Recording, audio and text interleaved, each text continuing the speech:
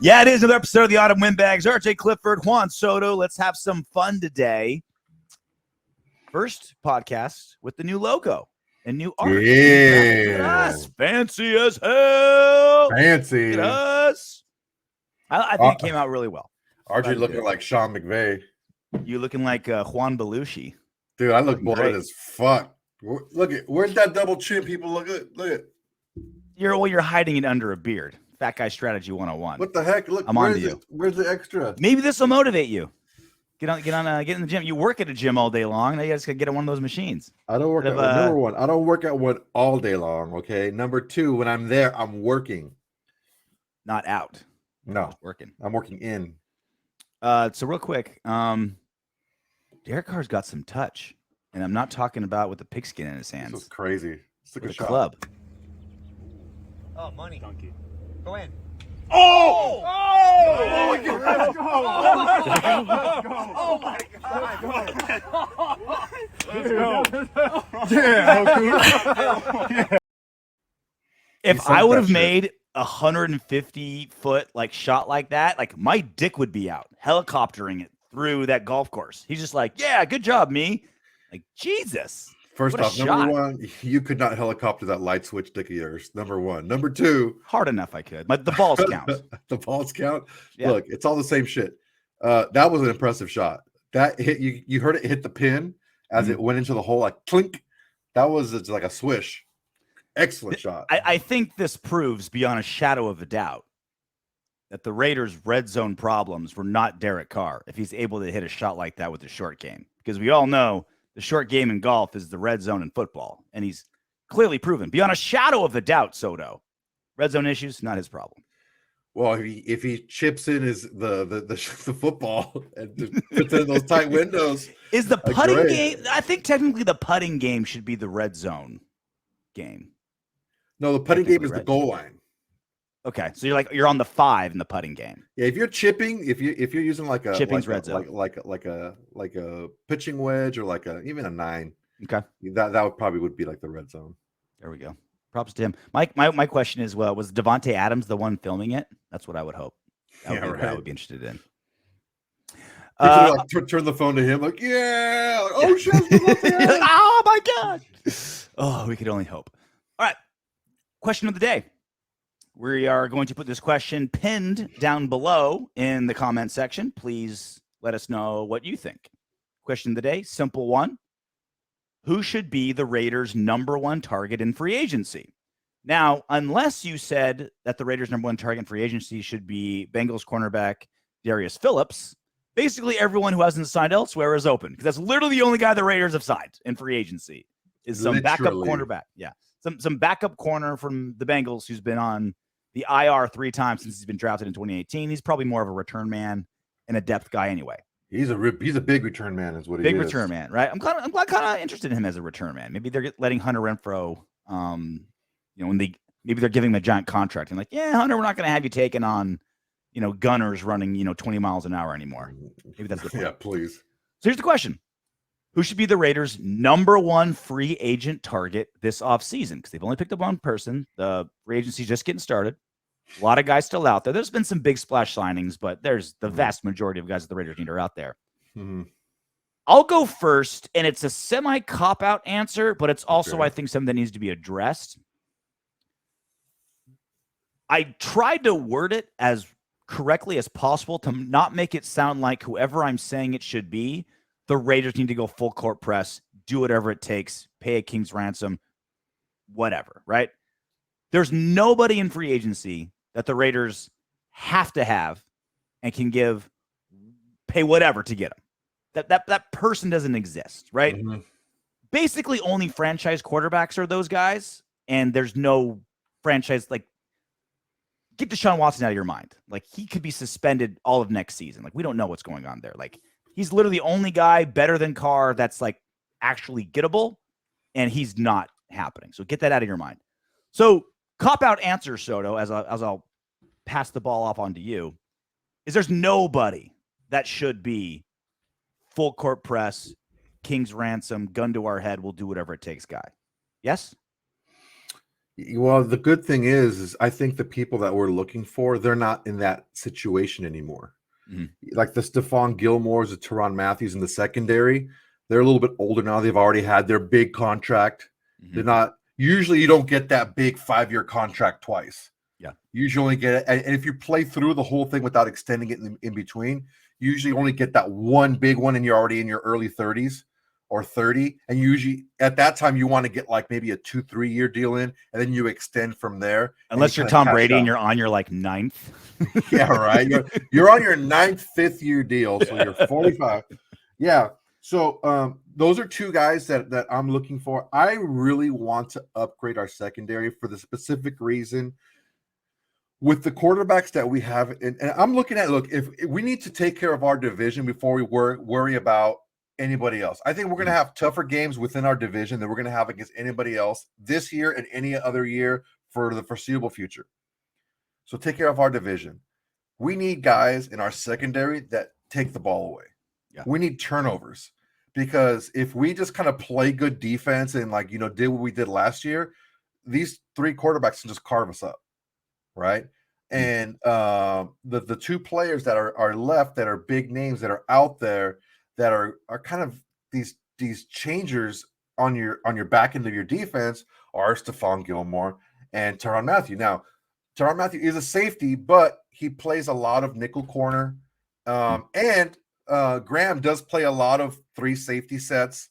So he can work in this system, even though you currently have 2 starting safeties. I'm down for spending money for aging DBs that aren't, not over the hill. Let's not get crazy, but Like they're 30. Like they're Stephon Gilmore, right? How much does he have left, right? He gets hurt all the time, and he's not getting younger. He's on the field. He's amazing, but he does get hurt all the time, right? I'm really down because we've got Trevon Moehrig and Nate Hobbs, like 2, I think 2 future Pro Bowl dudes in our as DBs, as rookies. I'm down for some veteranship back there. I'm down to pay a little extra money, have someone who knows Graham's system, have someone back there with some stability, right? Like, and also like you look at every single signing, and if you look at it like a businessman and not, if you look at it as a GM and not a coach, you look at every single signing as like, what am I paying for, right? Stephon Gilmore, you're paying for a coach, a leader, a guy with experience, one of the best corners in the game. And when you talk about like, Mathieu or whoever, now you're saying, all right, this is a guy who's all those things as well. Maybe he can replace Jonathan Abram, right? Maybe this is a guy that's, you let Abram know, okay, if you are improving, but you have to get over one big hump before we're going to keep you. He's that bridge, a guy that can help him out. He's the coach of that. So Dude, Mathieu. What are you paying for with Mathieu?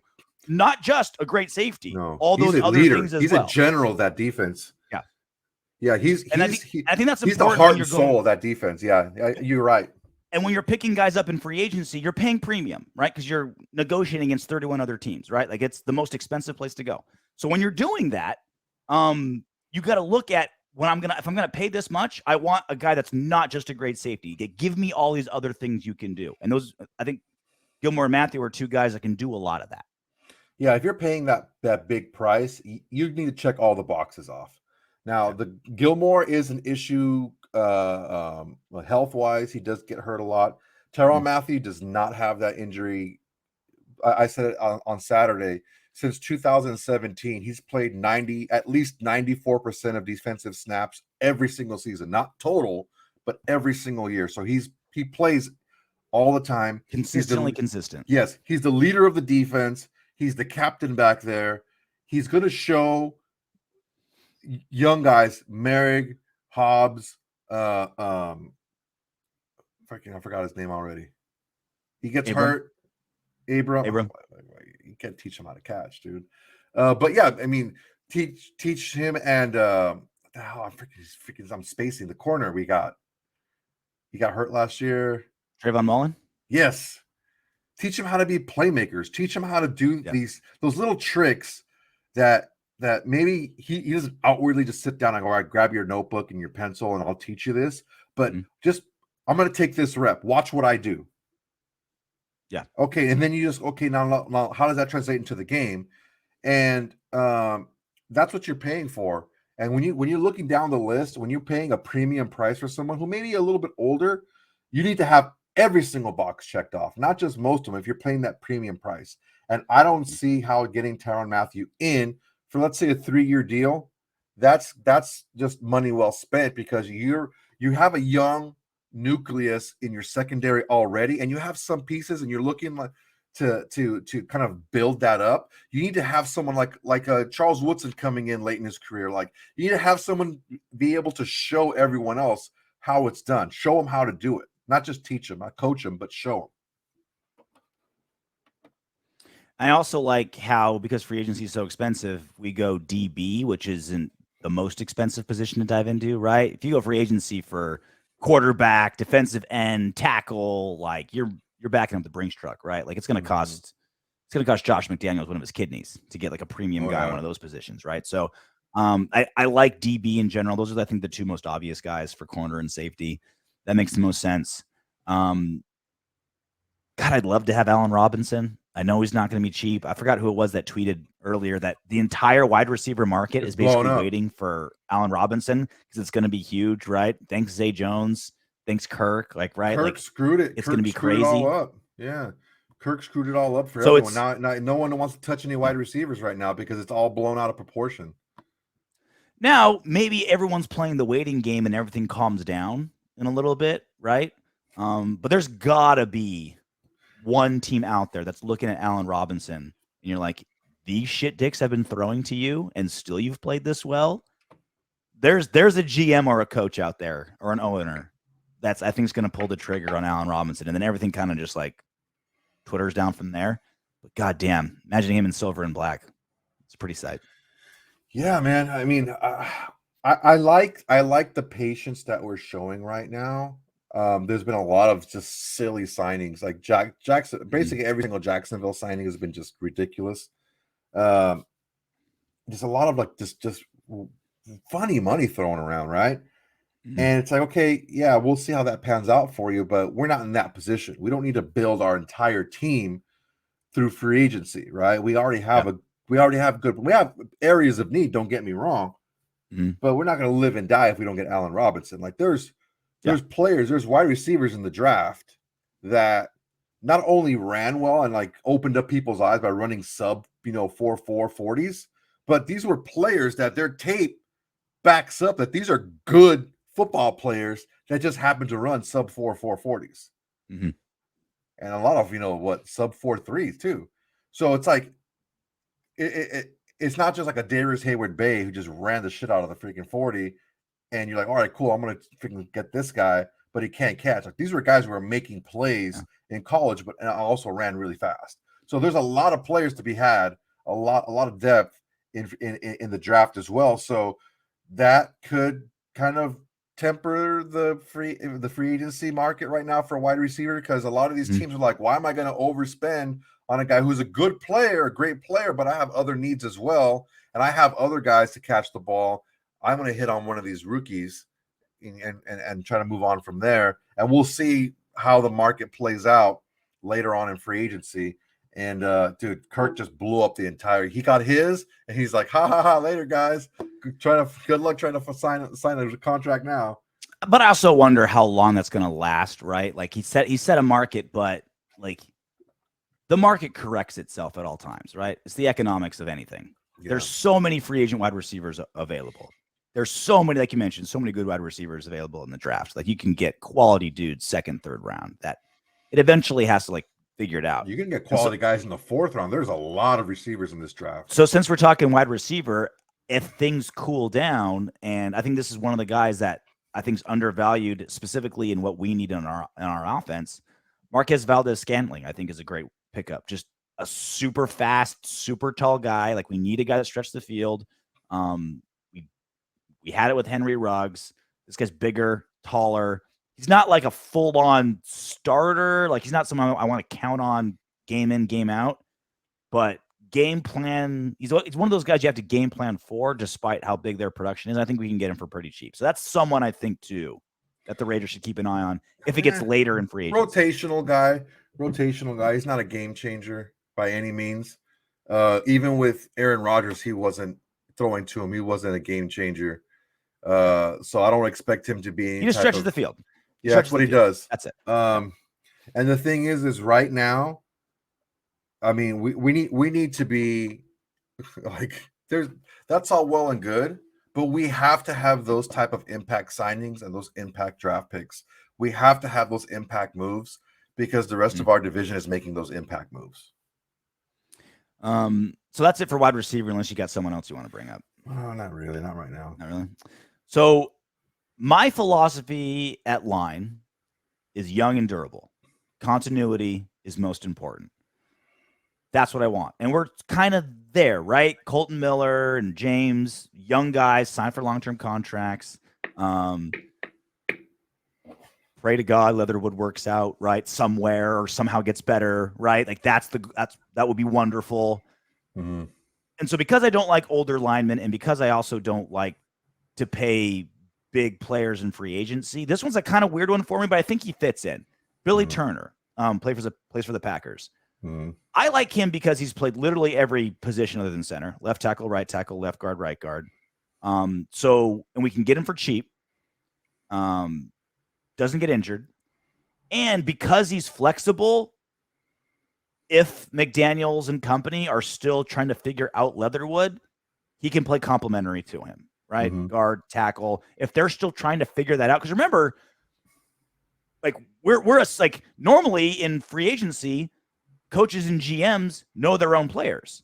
Mm-hmm. Our guys don't. They haven't met really. any of them, right? They don't. They've seen them on tape, but they don't know if they half-ass practice, if they're assholes in the locker room. Like they don't know that, right? So they need to give themselves some flexibility as they're figuring out their own team. And Billy Turner, for a decent price, gives you that flexibility.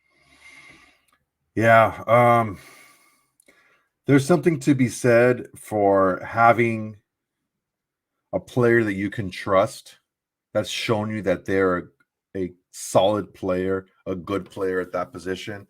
I don't want to fuck around with my right tackle, not when the other teams in the division have two strong edge rushers. We need bookend tackles. So I think we should look into the La'el Collins. If we have to give up a late round pick, because I mean the Cowboys are shopping them.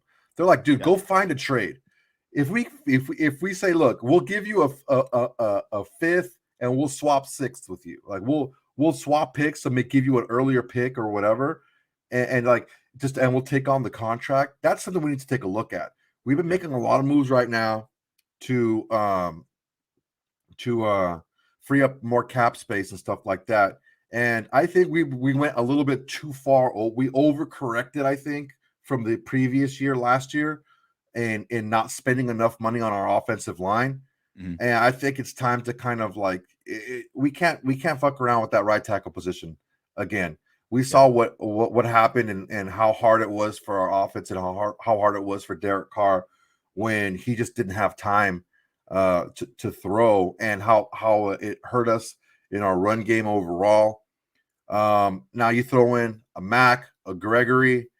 You know that the Chiefs are gonna want to keep up with the Joneses and sign them a pass rusher.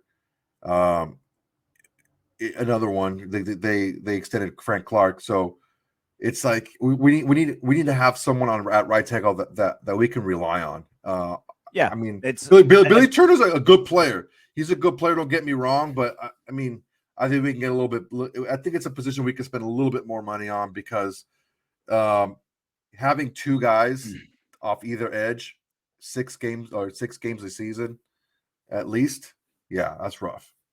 Yeah, but again, like my theory on line is continuity, right? Like youth and guys that don't get hurt.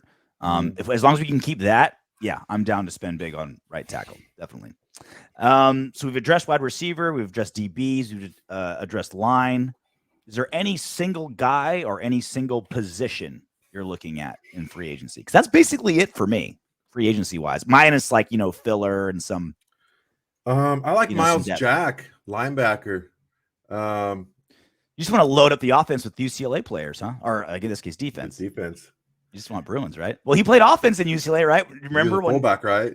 he played tailback? He had like 100 and something yards in one game because the entire running back core was like destroyed, and so their star linebacker like ran the ball and got like 100 yards one game. Like that's the athlete that he is. When he went to Jacksonville, I was like, damn, I would have loved to have him. He's available now. He's available now, and he's an athlete, super athlete. He's elite athlete. This is the kind of player with the versatility that Graham covets. He's decent in coverage. He's not great in coverage, but he's not a liability.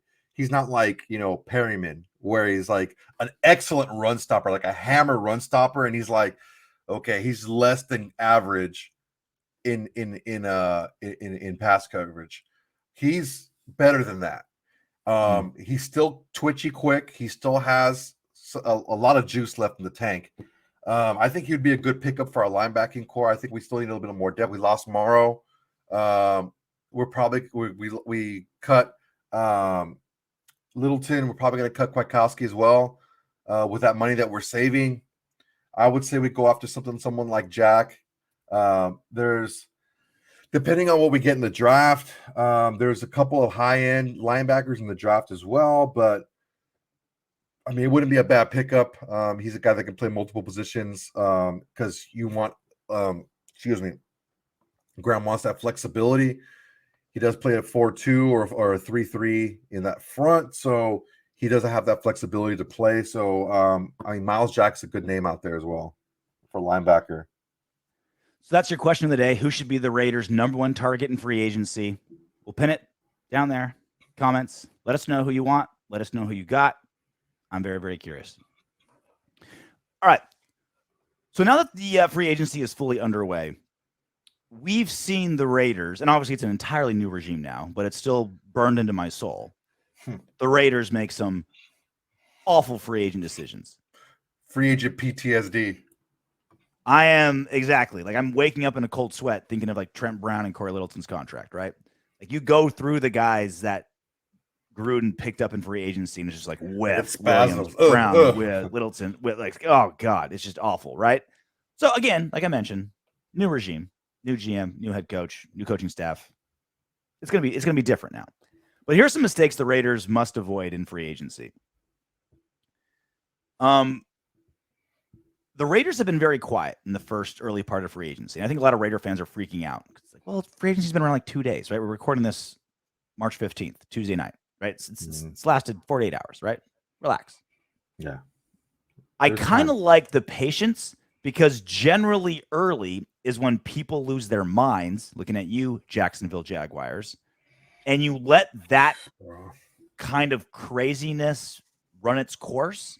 Because I think a lot of free agents are sitting around and seeing like, wow, Kirk got how much? Zay Jones got how much? Like, I'm going to wait till I get that. I'm better than those guys. And so you wait for that to pass and let the reality kick in. Also, patience-wise for the Raiders, they're still getting to know their own roster. Like they not only is a new head coach, new GM, it's almost all new coaches in every single position. Nobody on the coaching staff knows their players.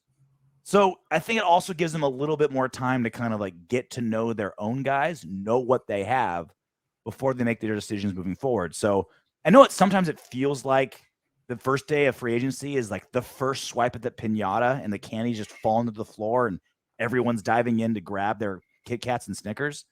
It's not that. It's not that. Patience is a virtue in free agency.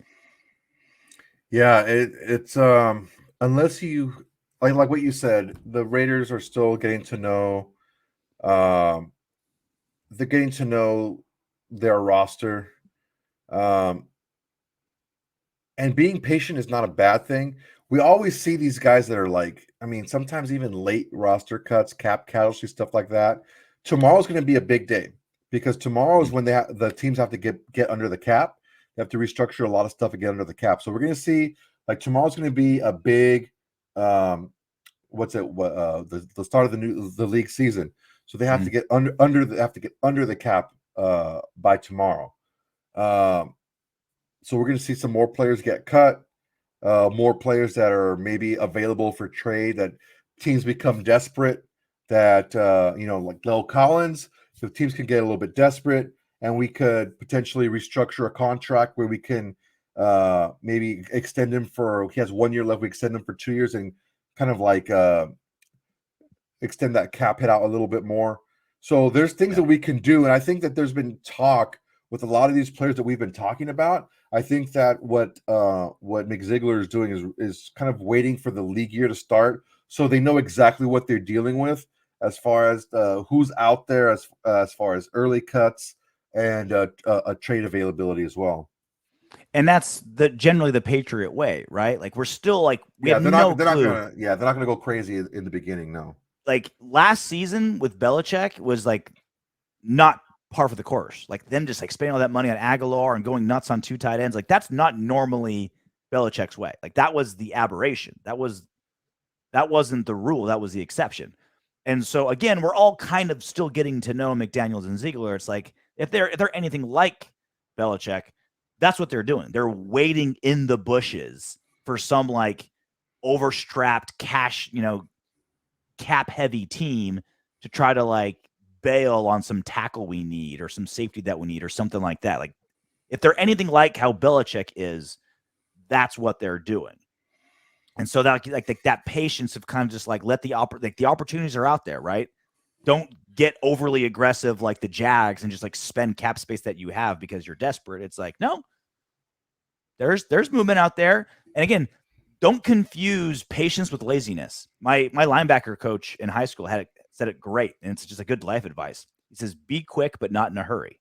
Mm-hmm. It's like when the opportunity is there, then you make your move, then you strike, but don't rush into these opportunities. It's when it's there, go. When you rush, don't you rush make before mistakes. that. Yeah. That's what we need to do. Yeah, and that's one of the things that we talked about when we're talking about the Dave Ziegler hire is, well, he was never like a GM or anything like that stuff. It's like, well, if you're in that room, you're seeing what Belichick is doing and you're seeing how he operates and you're getting that information from him and you're getting that his philosophy by how he operates. Either he's by directly him telling you like, hey, watch these teams. Look at these bad teams. Look at all the bad moves they're making. Look at how it's going to work out. Look at what we're doing. Look at what the good teams are doing. Look at what they do. They sit back and they wait. Look at these players that are becoming available, and we can get them for less years, lower price, whatever. They're still going to be able to help us in the short term and more club friendly contracts. I don't have a problem with them being patient. I don't have a problem with them being patient, but we'll see at the end of this initial free agency period, if there's still glaring holes at some big positions, then that's going to be an area for concern. Not that they have to address every single need that they have in this first wave of free agency, because look, there's 3 major waves. There's this first wave of free agency, there's the draft, and then there's that second wave of free agency after like the initial cuts from the rosters, right? So there's these 3 waves. But if this first wave, you have to address a couple of areas. And I don't want to just have these mid-tier guys like we've been doing a bunch of times before, that we end up spending a little bit more money that we should on these mid-tier guys. If we're going to swing and miss on the big guys and guys that make sense. This is what you got to understand about free agency. And you know this, Soto. Free agency is used as like an emergency plug in holes of a sinking ship. It's like, all right, we cannot succeed because we have a giant hole at right tackle, or we have, we're in desperate need of an edge rusher or whatever it may be, right? Like that's what free agency is for, because it's the most expensive way to go. Free agency is shopping at Nordstrom. You're paying full retail. Like that's what you're paying for, because you're bidding against 31 other teams. When you're going into the draft, when number 22 rolls around for the Raiders, that's it. No one else can do anything. It's our pick. We can get anybody we want other than the 21 guys already picked. We can do anything we want with it. We can trade down. We can trade up. We can grab any player we want. We can use it for a trade. Anything we want, right? Carte blanche. Mm-hmm. When we're in trades, it's a little bit more. There's a little bit more competition. But if I'm dealing with one team, like they may try to shop too, but it's between us. Like we can negotiate between us. But when you're in free agency, you're bidding against everybody. You're bidding against everyone. Right? It's the most expensive way to go. And sometimes it's the right way to go, right? Like I'll go to Nordstrom and I'll pay like good money for a good suit, and it was worth it. Lasted me 10 years. I look great. It's spilt vodka all over it at your wedding, but I made it through, right? There's a place for it. But if you're going to, Saks Fifth to buy underwear, socks, and tank tops, Yeah, then you're blowing money away, right? Yeah. So you need to understand that is what free agency is. You're shopping on Rodeo Drive. You're going to be paying a premium. Make sure it is premium product you're picking up. Yeah, like I said, make sure it checks all the boxes. Make sure it's a position of need. It's a premium position you're paying premium money for, right? Make sure that the injury history is good, the character's good, the play matches, it's not like potential, right? All potential is that you haven't done it yet. That's what potential means. Okay. Mm-hmm. Make sure they've done it at a consistent level. They've gone there. Like you're paying for what you've seen, not what they can be. That you don't want to do that in free agency. In the draft, okay, you can do that because you can project in the draft, right? Free agency, that's not You what have you nothing want to do but in free projections. agency. That's all you have is projections. That's not what you want to do in Sundays, free yeah. agency. In free agency, you want to pay for what you've seen, and then you either project them to either get better from there or stay at a consistent level and without a huge drop off. But if you're paying premium money, that's why I said it in my show. I've said it here: studs and duds. Go big game hunting for those big money guys, those key guys in those key positions, and then fill your roster with the lower tier guys. It may be guys that are coming off an injury, guys that have problems here and there, guys that maybe washed out somewhere else after a decent year here and there. Just guys that are looking to, like we did with our defensive tackles last year. Yeah. And maybe you hit on some guys, maybe you don't. And if you don't, guess what? They didn't cost you that much money. Just, see ya and can go another direction. Players end up in free agency for a reason. There's a reason why they're just out there. Like a team got them, and now they don't want them. Now sometimes it's sometimes it's a reason to pick them up, right? They're, for whatever reason, some guys they just don't jive with the new coach. Sometimes it's cap issues. Sometimes it's valid reasons that a player leaves one team and he's valuable to another team. Now, there's sometimes valuable reasons for that. Mm-hmm. But if teams really want to keep guys, they don't end up in free agency. Like 95% of players that teams really want to keep, they keep. They don't end up in free agency. It just doesn't happen. Or they trade them, right? Like we were never going to let Khalil Mack go to free agency, so we traded him. We were never going to let Amari Cooper hit free agency, so we traded him. Like it just doesn't happen all that often. Like and that's what I'm saying about, we were talking about Mick Ziegler just kind of waiting in the bushes ready to strike. If something like that does happen, you're there. But guys are in free agency for a reason. So treating it just like this clean slate and we can change this guy, be very careful because you're paying full retail for a used car. Yeah, you got to make sure that you know what you're doing. You got to make sure it's a position that you're paying exactly what you want for exactly what you need. Mm-hmm. You shouldn't pay for a guy that you try to make work. Like if you're going for big game hunting, it's got to be exactly what you want for what you need. You shouldn't try to make it work and hope it fits. So, some new news out there. New news. Are the Raiders preparing to trade Josh Jacobs? I'm very curious if they are. So, there's a report out there that I'm sharing with you. Right, meow. Meow. From Jeremy Fowler. So James White is re-signing with the Patriots. Running back. How old is James White? God damn. Great question. Talked to James White, who said Raiders and Patriots showed most interest. Quote, New England wanted me back. That's all that matters, he said. Okay. And this was earlier this morning on Tuesday the 15th. Now, when we've been talking about all the positions that we need help at, all the positions we need to pick up, running back has never been one of those ones to talk about because we got Josh Jacobs under contract, Kenyon Drake under contract. We can easily get Peyton Barber and Jalen Richard back if we wanted them to. Mm-hmm. Easily, right? For not that much. And yet, Josh Daniels, Dave Ziegler, we're looking at a guy. Not just any guy, a very specific type of running back in James White, a guy that they know very well, obviously coming from the Pats. Mm. So is Josh Jacobs, are they not happy with our running back crew?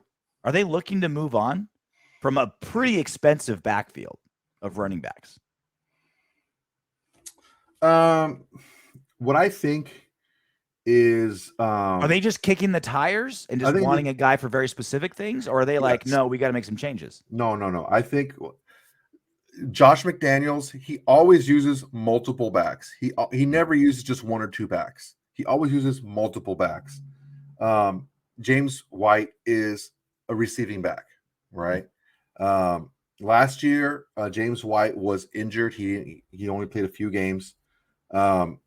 And maybe he was thinking that he can get him a little bit cheaper because he's coming off of an injury. He's 30 years old, which is kind of like the big X number in for running backs. Although James White doesn't have a lot of usage because he's not really a running back, he's more of a receiver. He's got years, not miles. Yeah.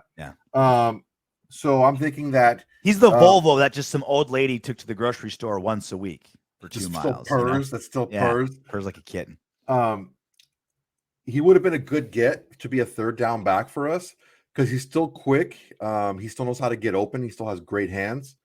That the Jalen Richard type player, but that's what that's what Josh McDaniels does. Like he's very specific with his running backs. Rarely are you going to see a running back be like he's never had a 3-down back. Yeah, he doesn't use 3-down backs. He doesn't have that. He doesn't even want a fullback that like catches passes. Like he just like that's what we lost. No, that's you're why a fucking fullback. That's why Ingold's gone. He's just like, no, you do too much. I don't want to pay you. I just want a battering ram. If I want a fullback, I'll pay him for a fullback. That's it. You're very specific in this offense. And during my show on Saturday, I was told, well, LeGarrette Blount and Corey Dillon. I'm like, no. Those guys were 2-down backs.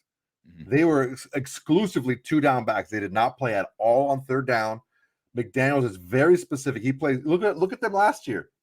They played multiple backs. They had multiple guys run for 100 yards. Like he plays a lot of backs in his system. Yeah, which is both good and bad for if you're a running back because number one, your career is going to last a long time because you're not going to get overly used. You're going to be put in positions where you can succeed. That's good for your skill set, but you're not going to be showcased a lot.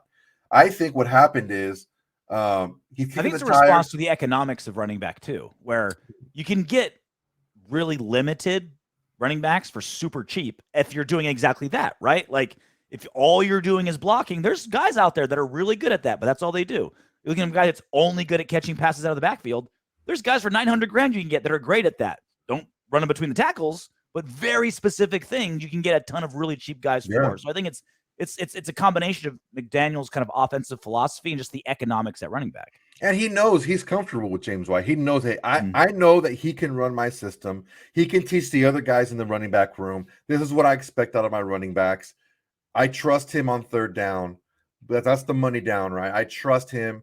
Let me kick the tires on him and see if he has any interest in signing with us. I mean, no other team in the NFL really had any interest other than his current team, him being James White, pronouns, pal. So his old team and his old offensive coordinator.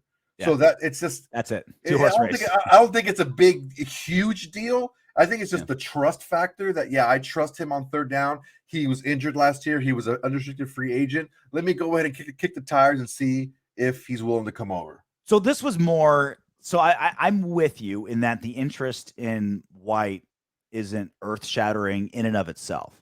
But it did kick off a conversation that we've been talking about for a while, well, at least me specifically with Josh Jacobs and also what you just talked about with McDaniels. McDaniels isn't a type of guy who wants to pay his running back $8 million, right? Like you said, he doesn't want to do that. He won't. It's not that he doesn't want to. He won't because he knows how to game plan. He knows what he's looking for. I wouldn't be surprised if they draft a running back late this year and let Jacobs walk and be like, all right, thanks, man. Appreciate it. So therein lies. So this is the ultimate test. And this is why I'm asking are the Raiders preparing to trade Josh Jacobs? Because he doesn't, the economics of I say economics a lot on this show, how much he's paid, how much a running back is paid, and he's going to be forced to be paid because of the rookie contract deal. does not fall in line with how Josh McDaniels does business or does his offense. Also, again, if Josh McDaniels and Dave Ziegler are Belichick-like, they're experts at trading guys away when their value's the highest before their value's gone. Josh Jacobs right now is probably the highest value he's ever been based on how well he played late in the season last year, right? I think they're looking to trade him because if you just let him finish the season and let him walk, there's still value in Josh Jacobs, right? It's, there's not like he's a Pro Bowler. He's good. I'm going to miss him. I don't want him gone. I don't want him gone either. If we're forced to pay him $8 million, they're not going to do it. I don't want them to do it. You can replace his production with 3 guys making $900,000 as opposed to one guy who gets hurt every season and is basically a 2-down back. I get crushed on this.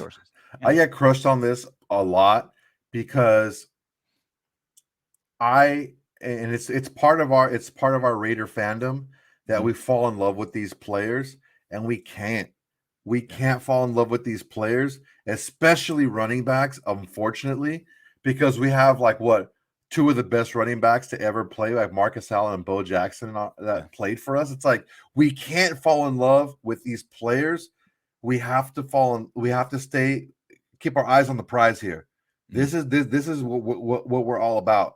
And unfortunately, if he being Josh Jacobs, if he wants to be paid that much money, pronouns, pal. If he wants that much money, we just can't do it because McDaniels has shown in his career he can get production out of that position with multiple guys and be fine.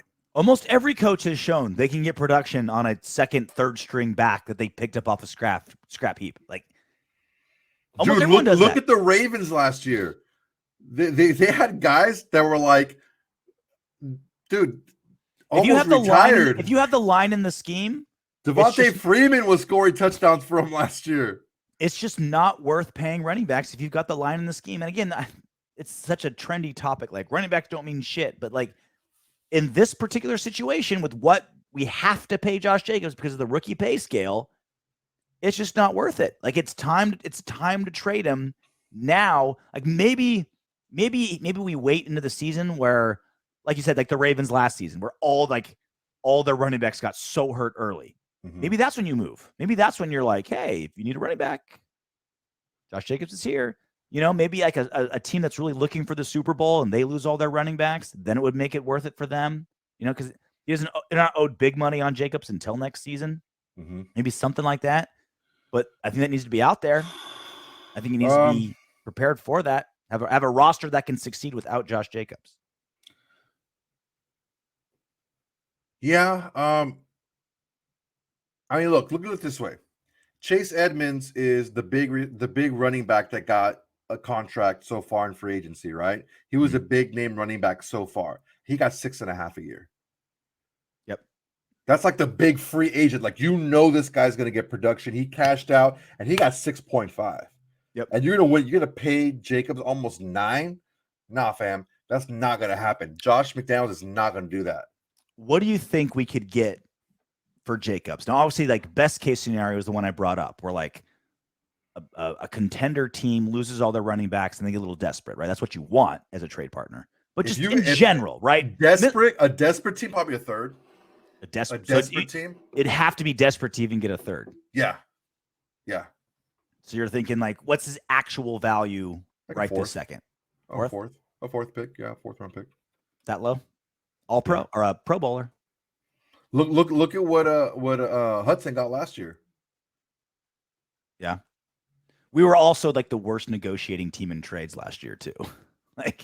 We were pretty terrible. Again, you have to look at the position, and you have to look at the contract. You have to look at the ability to sign them. A team is not going to want to give a ton of capital up for a short rental. Yeah. If they can negotiate something to work something out where they can sign him after the trade or whatever, extend him after that, maybe give you something a little bit more than that. But I don't think so, man. Not in Well- not in his position. You got to take into consideration Josh Jacobs has a Raiders tattoo. So you got to go up at least to a second, right? Because you're tearing him away from something that he's like permanently put on his body. You know what I'm saying? Like it got to be at least a second. Get a Raiders tattoo. It's gonna count for something. Then take that freaking 3-year, $15 million extension. I said, take that and stick around. Well, speaking of trades, the Khalil Mack, Amari Cooper trades from Gruden's first year, I was one of the few people that understood why. Like, it pained my heart. I'll never forget. It's one of those, like, where were you when you heard JFK got shot? Where were you when you found out Khalil Mack was traded? I remember I was hungover as shit on vacation on Catalina Island, just kind of laying on bed, like going through stuff. I'm just like, what? Khalil's gone? And then I saw what we got for him, and I saw how much we saved in cap space, and I was like, okay, it hurts my heart, but I get it. Same thing with Amari Cooper. It's like, man, he's had some good years with us, but dropped a lot of passes, seemed disinterested at times. He wanted $20 million a season. It's like, okay, I get it. So I always remember we got 2 first-rounders for Khalil Mack, and then we gave a second. We got some other stuff. We got a first for Amari Cooper. So we just found out both guys have been traded in the last week and a half. Okay. Dallas traded Amari Cooper and a 6 to Cleveland for a 5 and a 6. Basically, they got a 5th-round pick to take on Amari Cooper's contract. And they're not desperate, but they lost a receiver, and they've got Baker Mayfield's extension coming up that they got to make sure they put him in a position to succeed, to know who they have.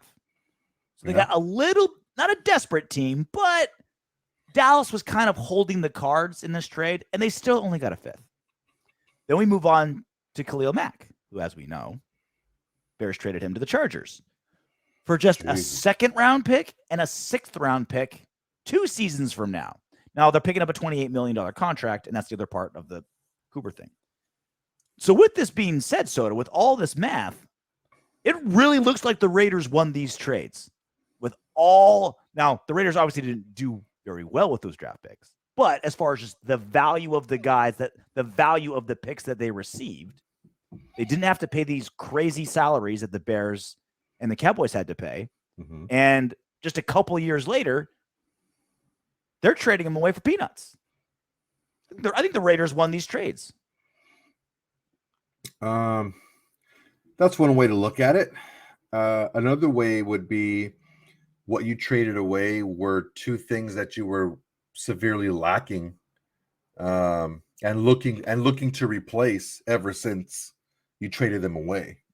And what you traded away in Mac is what you basically have now in Max Crosby, and what you ended up paying for in Max Crosby now. So I don't see the big difference. You have Max now and you paid him now, you had Mac then. I mean you couldn't pay him then. Well, look, you couldn't pay Mac then. We didn't have the cash to pay him then. Mm. We all know what happened. We didn't have the cash to pay him, and he was being difficult, and Gruden was being a shit dick, so we shipped them. They were oil and water. Yeah, Mac and Gruden. We were ever since we got rid of Cooper, we were looking for a number 1 receiver. Ever since we got rid of Mac, we were looking for an edge rusher. We were never going to pay Cooper $20 million a year. No, It was never going to happen. So, like that's like you're right. Like we've been looking for a number 1 wide receiver ever since, but it was never going to be Cooper at that price tag. And so, getting a 1st-rounder out of him and the production that we got for a while, like he helped Derek Carr be a All-Pro, and him and Crabtree together. That 2016 was beautiful. Cooper was a big part of that. Thank you. Mm-hmm. God bless. Go get your money somewhere else. We're not going to pay you that. But I think if anyone, I don't think Dallas was happy with that trade. I think Dallas looks at like, yeah, I'm really glad we gave up that 1st-round pick and paid Cooper $20 million a year. Dallas was happy with the trade the first half season, like that first half a season. Yeah. They were happy with the trade because he balled out that 2018 year. Mm-hmm. After that, no, he just kind of showed who he was. Yeah. Well, that's why they gave home dude all that money. Gallup. That's why they gave Gallup all that money, and they're like, oh, well, we got other guys. Yeah, they were like the Bengals, where it's like you have 3 number 1 wide receivers, you don't need all that. Like, get rid of one of them. Get rid of the expensive one. There you go. Speaking of receivers, congratulations, Zay Jones. Oh, Jesus. Policing the Jacksonville Jaguars. Just highway robbery. I don't know what the hell. He's got a ski mask on, AK-47 in hand, a giant burlap sack with a dollar sign on it, going to Jacksonville and saying, give me all your money. And they are. Congratulations to Zay Jones. And I like Zay Jones for what he was. For, our number 4, number 5 wide receiver. Good locker room guy, worked hard, great relationship with Derek Carr. Like, I was happy to keep him at, 1.5 a year. Jaguars are picking up Zay Jones. 3 years, $24 million. $14 million guaranteed, $5.5 million signing bonus. He'll make $1.5 million next season, $7 million base salary, fully guaranteed next season, plus another $1 million in incentives.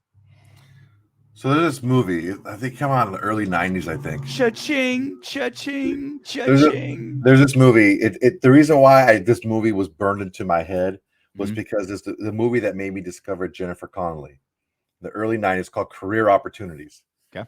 So it's about this dude who's like a bullshit artist, and he gets hired to work at Target cleaning up overnight. And this chick like just stays in there overnight with him, and this guy tries to rob it. Right. And then they end up like, emptying the safe out or whatever. Anyway, when the guy goes in, the guy that ends up like getting the job to clean overnight, he goes in there to interview for the job. And the guy's like, okay, well, we're going to offer you like an obscene amount of money and, a vacation. You have your own office and all this stuff. And this guy's like, thinking to himself, I'm interviewing for a janitor job. So he's played it cool. And he's just like, I'm really gonna need 3 weeks of vacation. Like, played it cool, right? And that was Zay Jones. Zay Jones is like, I'm gonna need $10 million a year, bro. And they went for it. But in the movie, the guy ended up realizing that all right, we could pay you $5 an hour. Like, all right, I'll take it. Yeah. Well, the Jaguars are gonna find that out about Zay Jones pretty quick too. I mean, look, props to you, Zay. You've been nothing but a fine Raider, right? Glad you're getting your bag. But like, think about it. Zay Jones had some good. Yeah, he had a decent first and second year in Buffalo. Like, he was okay. They drafted potential, right?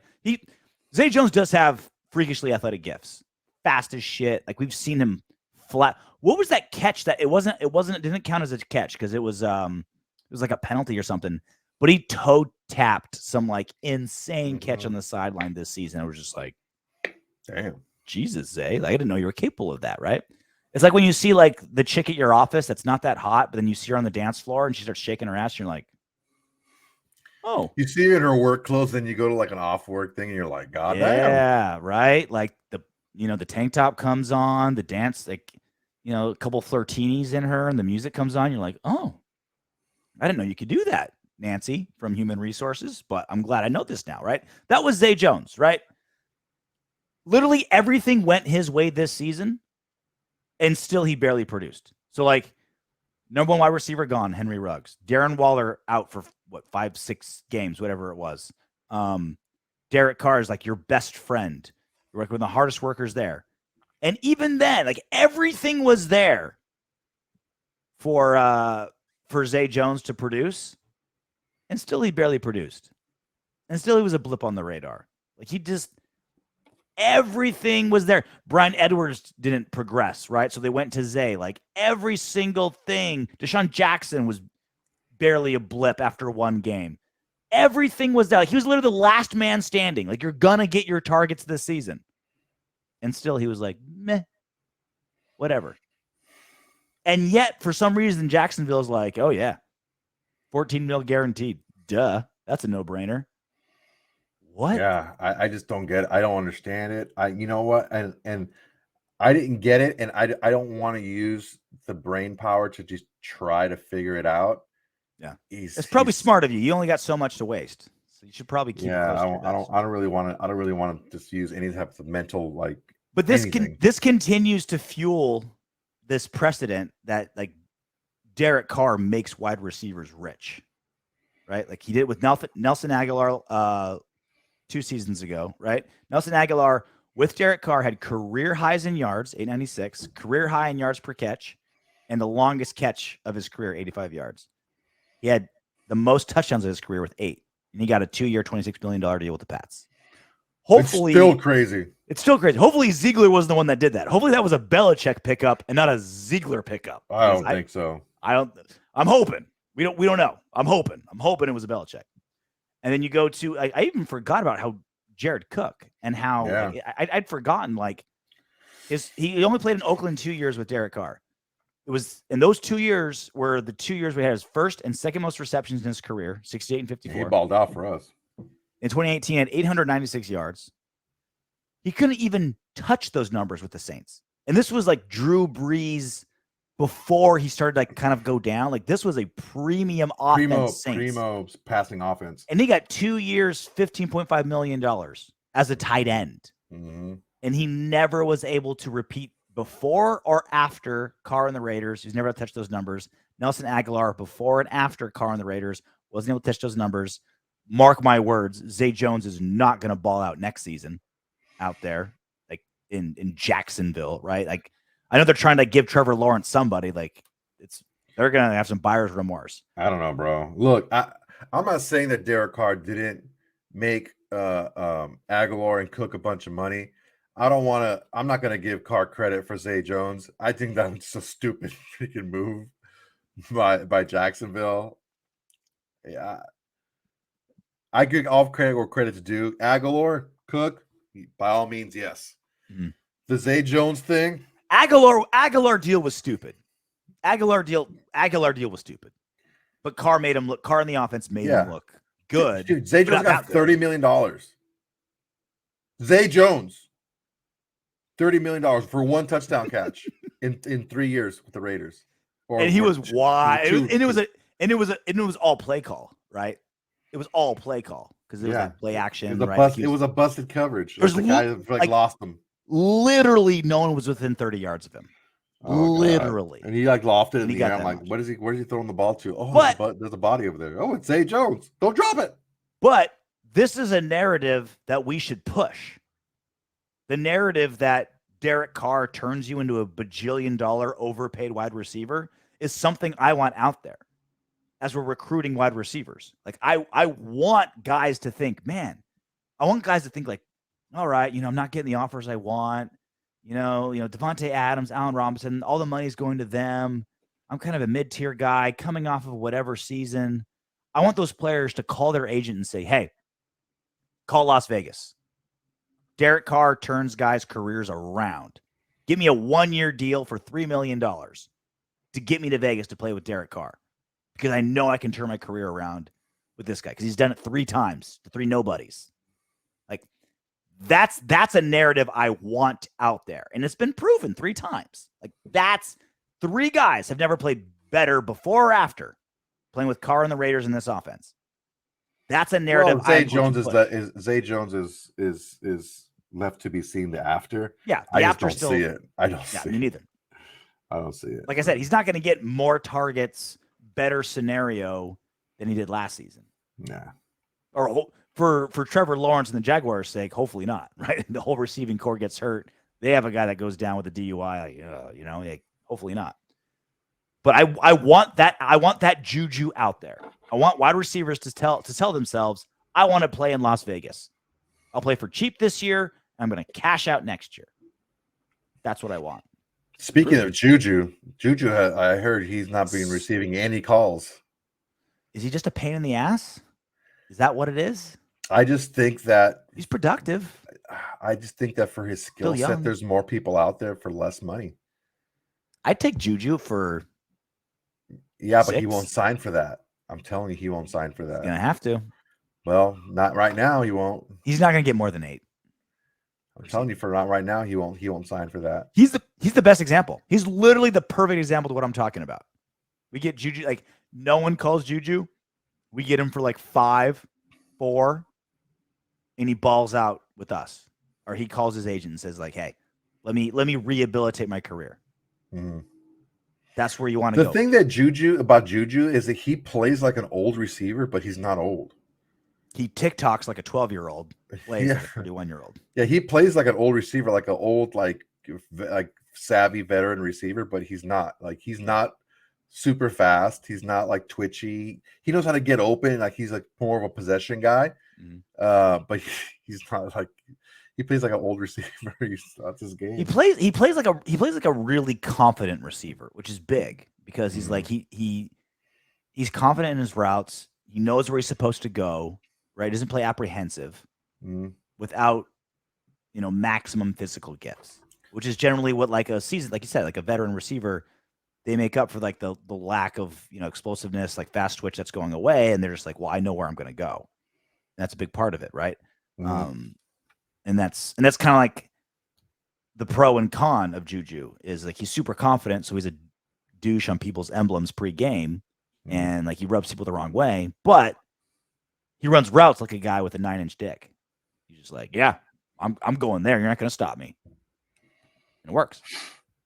Yeah. You ready to do some what up Windbags? Yeah, why not? Why not? VL8962. Apparently, Soto has never heard of Colton Miller. Leatherwood, like all rookies, deserves 3 years of evaluation. Soto, he's got you in his sights. What do you say? I'm going to address this one last time. Stop trying to compare Colton Miller's situation with Stop trying to make fetch happen. Yes. Not going to happen. Colton Miller's situation and Alex Leatherwood's situation are completely different. The only thing that's the same is they were their first year young players. First off, Colton Miller was injured his entire rookie season. That is not debatable. Alex Leatherwood was not injured throughout his rookie season. Colton Miller stuck it out and grounded out at tackle the entire year, where Alex Leatherwood did not. The issues where Colton Miller was being beat were because he was injured and physically not able to perform at his level that he would normally perform. The issues with Alex Leatherwood are mechanical and technique. Those are issues that can they be improved moving forward? Yes, but from what I see, having played the position myself, these are basic mistakes that he's making that a person playing NFL football should not make. You're looking at something, you're like, wow, that is terrible technique. How is somebody in the NFL, a first-round draft pick, playing with such poor technique? That's the problem that I remember when you said you could pass protect better than Leatherwood? With that technique, probably it fucking line somebody up. I'll never forget it. I'm somewhere in between you and VL8962. I'm a little forgiving of rookies. You're rookies. You're rich for the first time. New city for the first time. You're going against NFLers for the first time. It's a lot. It's a ton, right? To grade everything on just that rookie year, I think is unfair. But this idea that like Leatherwood, like all rookies, deserves 3 years of evaluation. Like, what? You got to use up 3/4 of their contracted time of just like, you can be as shitty as you want. We're not going to judge you till year 4. You're like, you're going to do business that way? Get out of here. Like, you make evaluations as a rookie and you make some decisions about a rookie, but it's generally not black and white at that point. Like, you still, how are you second year? How are you with a new coach? How are you with the new coordinator? How are you with the new O-line coach? How are you with a new guard next to you, or maybe a new tackle next to you, depending where they put with Alex Leatherwood? Like, these are all things that can be put in there, but you've already established you are what you are on tape. That is what you currently are. You can be more. Absolutely. You can improve. Less. Yeah, you can improve. You can be less, right? That's what you are on tape, and that's where you go from there. So this idea that, like, we give up on him after his rookie year, no. The idea that, like, well, we give him all the rope in the world until his third year's over, fuck no. It's somewhere in between. It's not black and white. Yeah, there's some issues here. Number one, you have a very expensive quarterback that you need to compete. that there's severe physical consequences for his poor play. If a receiver plays poorly, he drops the ball. He's not there. A ball gets intercepted because he runs the wrong route. There's a miscommunication or whatever. There's not those aren't physical consequences. One bad play. Yeah. One bad fuck up. Ask Donald what happened when he makes one bad play. He ruins the entire season. Okay, Donald Penn. So the problem that rarely made me like that was like his one giant fuck up thing. all year. Exactly. Only takes one. He was a great lineman for us. He was. So what I see is this: if with I'm going to absorb what I saw myself, and I'm going to absorb some of the bullshit that I hear from some fans. Okay. Leatherwood's playing out of position and blah blah blah, this and that. Great. Okay, so we move Leatherwood from right guard to left guard so he can play next to our best offensive lineman, who's Colton Miller. So now you have him playing against a better offensive lineman, not you sit on there running around with Brandon Parker, my bad. Colby line. Okay, you have him next to Colton Miller, the best player, right? Bookends with James in the middle, right? More comfortable on the left side, which he played in college left guard as well. Okay, great. You're comfortable on the same the side that you're comfortable on, which is all the bullshit that I heard, and that he's playing next to Parker. Now he's playing next to Colton Miller. Great. Put him over at left guard. Let's see how he does over there. And he's not a tackle. His feet aren't good enough to play tackle. His technique is nowhere near good enough to play tackle. And you see what you can do with him there. That's what I say. JH, and this was a comment on the short I made of. So Max Crosby has a Raiders tattoo. Mm-hmm. He got that tattoo right after he was drafted, before he played it down. Like, he got a Raiders tattoo before, it's one thing if after he got this $98 million contract, he's like, yeah, I'm getting a Raiders tattoo. He got this right after he was drafted. Didn't even know if he was going to make the team. He didn't know if he was going to start. Got a Raiders tattoo.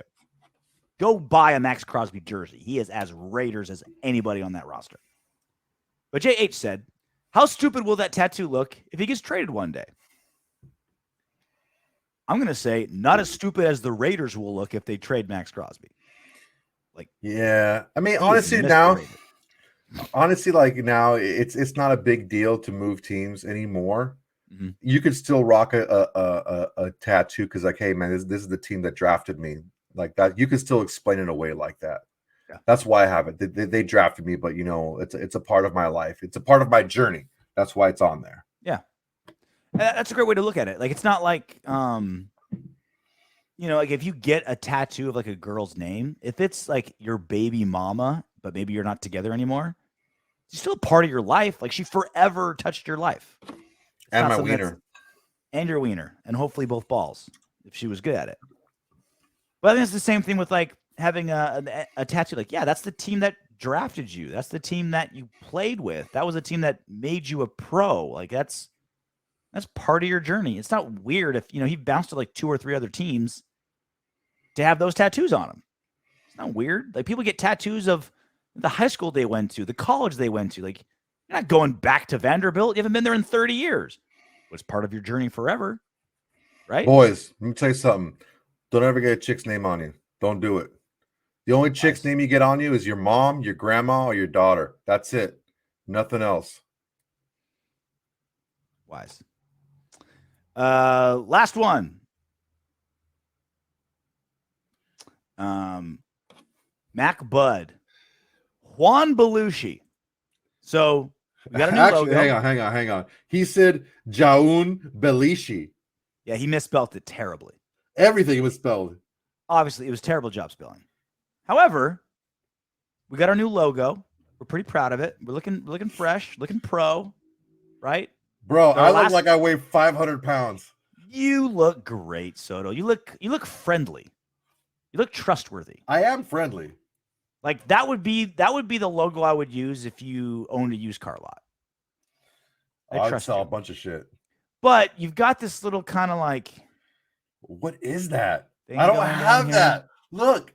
Little maybe double if chin thing if going. I do that, I really I barely have it. If I do that, And you had so many changes for the logo. You're like, oh, fix my hair, add glasses, give me a shirt. Bro, blah, look, blah, blah. I'm clean shaven. I didn't and do anything. She gave me a freaking Uncle Phil cul-de-sac.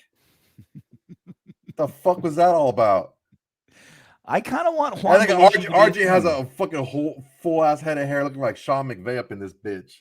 I got a little bit of the receding hairline, but the hair that is there is It's full nice and thick. vibrant. Yeah, Like a fucking beluga whale. but you're our beluga whale. That's Juan true. Belushi. You're our beluga whale. All right, that's it for us. Like I said, we recorded this on a Tuesday night, so you're getting this show a day early. You can thank the UFC travel schedule for that because I'm hopping on a plane to London tomorrow when we normally would be recording. I'm going to be flying over, I don't know, probably the Atlantic or something at that point. So everything moves up for you guys. Happy to do so. I am bringing my recording stuff to London in case Something crazy Devontae happened. Adams signs or we trade Josh Jacobs or something nuts. If it's something medium, Soto's got you covered by himself. He doesn't need me. If it's something huge and it's all hands on deck, I'll grab my fish and chips and my warm beer and we'll discuss Fish and it. chip. I love fish and chips. It's an exciting time. That is such an underrated meal. Yeah, Fish and just chips. fried fish and Oh, starch. so good. Can't beat it. Little vinegar, Oh yeah, Right? a little like vinegar. that vinegar all stuff of it. on there. Oh, yeah, it's good a shit. warm beer. It's the way to go. Good stuff. All right. Until then, knock on wood if you're with me.